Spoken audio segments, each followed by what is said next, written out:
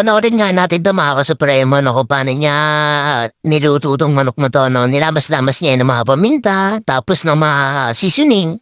Yan, ta's bago niya iprito ano. Parang simple lang 'to ano, parang sa tingin ko maggagawa siya ng ano, pinupuang manok 'no, na ganito ang style 'no. Naggisa siya sibuyas, ta's ng ano, daon ng sibuyas, yan na nilagay niya yung mga seasoning, oh. Eto sinalo-halo niya, nilagyan niya ng toyo at saka ng, yan, Sprite, ay 7 Up, yan.